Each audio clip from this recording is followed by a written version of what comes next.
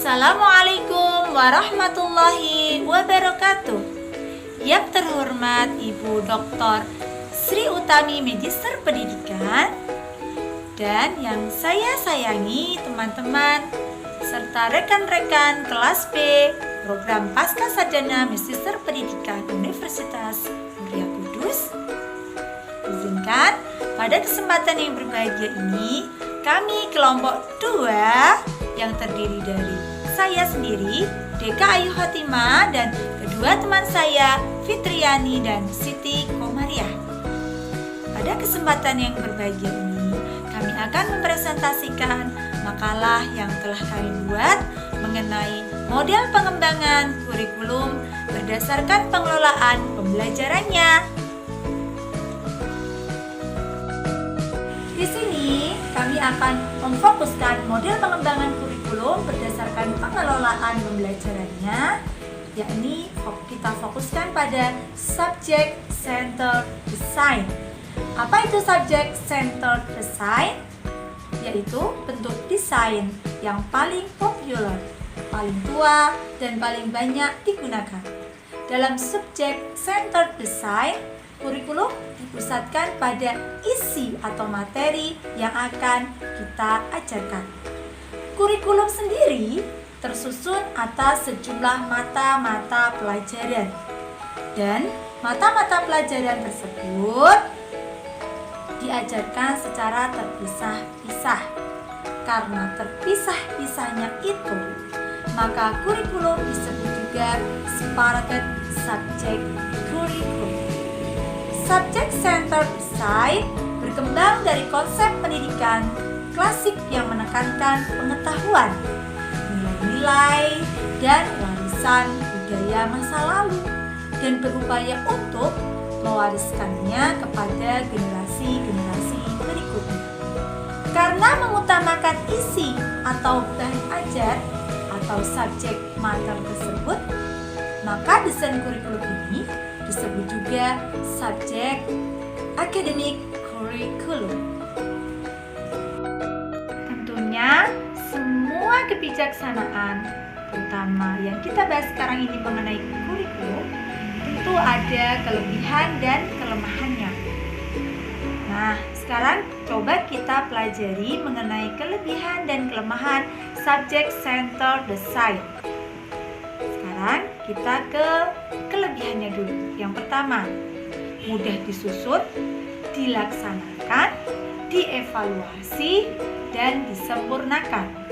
Yang kedua, para pengajarnya tidak perlu disiapkan khusus, asal menguasai ilmu atau bahan yang diajarkan, sering dipandang sudah dapat menyampaikannya. Itu kelebihannya. Adapun kelemahannya, yang pertama, karena pengetahuan dilaksanakan atau diberikan secara terpisah-pisah, hal itu bertentangan dengan kenyataan. Sebab dalam kenyataan pengetahuan itu merupakan satu kesatuan.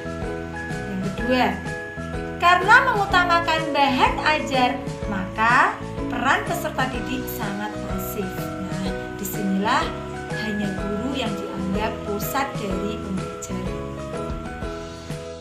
Terakhir, kelemahan yang ketiga, pengajaran lebih menekankan pada pengetahuan dan kehidupan masa lalu. Dengan demikian, pengajaran lebih bersifat verbalistis dan kurang praktis. Atas dasar tersebut, para pengkritik menyarankan perbaikan ke arah yang lebih terintegrasi, praktis, dan bermakna, serta memberikan peran yang lebih aktif kepada siswa. Jadi, diharapkan ke depannya siswa dijadikan sebagai pusat pembelajaran atau student center. Bentuk subject centered design.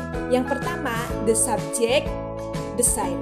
Yang kedua, the disciplines design. Yang ketiga, the board file design. The subject design. Kurikulum merupakan bentuk desain yang paling murni dari subject centered design. Kelemahannya, kurikulum memberikan pengetahuan terpisah-pisah, satu terlepas dari yang lainnya. Isi kurikulum diambil dari masa lalu terlepas dari kejadian-kejadian yang hangat yang sering berlangsung saat sekarang. Kurikulum ini kurang memperhatikan minat, kebutuhan, dan pengalaman para peserta didik. Isi kurikulum disusun berdasarkan sistematika ilmu sering menimbulkan kesukaran di dalam mempelajari dan menggunakannya. Kurikulum lebih mengutamakan isi dan kurang memperhatikan cara penyampaian. Cara penyampaian utama adalah ekspositori yang menyebabkan peranan siswa pasif. Sedangkan kelebihannya, karena materi pelajaran diambil dari ilmu yang sudah tersusun secara sistematis logis, maka penyusunannya cukup mudah. Bentuk ini sudah dikenal lama, baik oleh guru-guru maupun orang tua sehingga lebih mudah untuk dilaksanakan. Bentuk ini memudahkan para peserta didik untuk mengikuti pendidikan di perguruan tinggi, sebab pada perguruan tinggi umumnya digunakan bentuk ini. Bentuk ini dapat dilaksanakan secara efisien karena metode utamanya adalah metode ekspositori yang dikenal tingkat efisiensinya cukup tinggi. Bentuk ini sangat ampuh sebagai alat untuk melestarikan dan mewariskan warisan budaya masa lalu.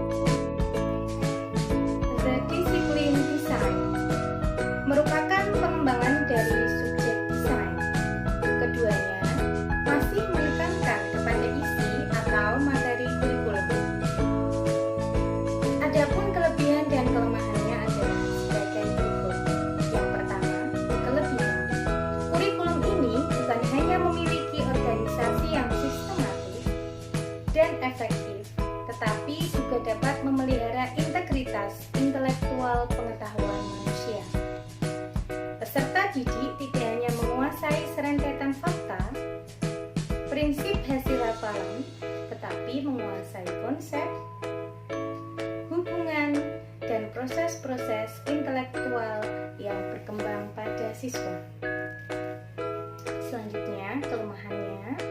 Yang pertama, belum dapat memberikan pengetahuan yang terintegrasi. Yang kedua, belum mampu mengintegrasikan sekolah dengan masyarakat atau kehidupan. Selanjutnya, belum bertolak dari minat dan kebutuhan atau pengalaman peserta didik. Kemudian, susunan kurikulum belum efisien, baik untuk kegiatan belajar maupun untuk penggunaannya. Selanjutnya, meskipun sudah lebih luas dibandingkan dengan subjek desain, tetapi secara akademis dan intelektual masih cukup sempit. The Broad Field Design.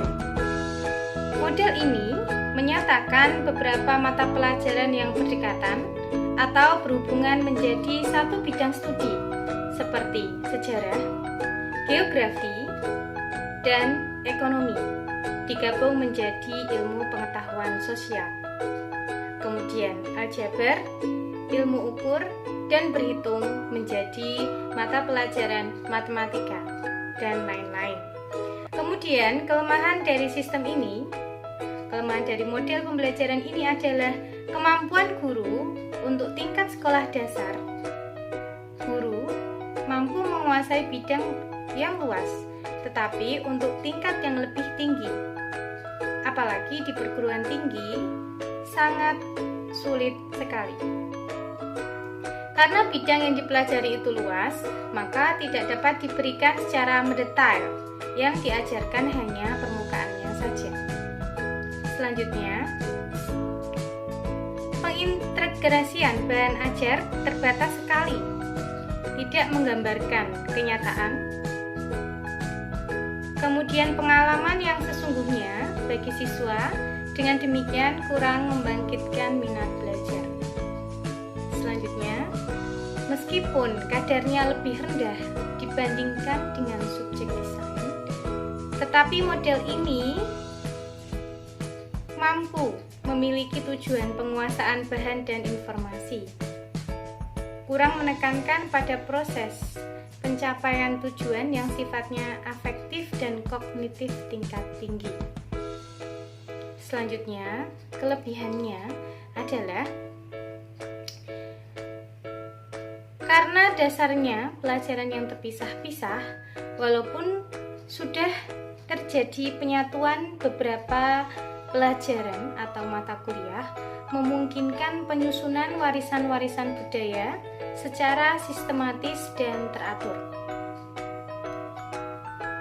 Karena mengintegrasikan beberapa pelajaran atau mata kuliah memungkinkan juga peserta didik melihat hubungan antara berbagai hal. Kami dari kelompok 2 mohon maaf yang sebesar-besarnya jika ada kesalahan dalam presentasi kami. Kurang lebihnya mohon maaf. Tetap semangat, tetap sehat, dan sukses selalu. Wassalamualaikum warahmatullahi wabarakatuh.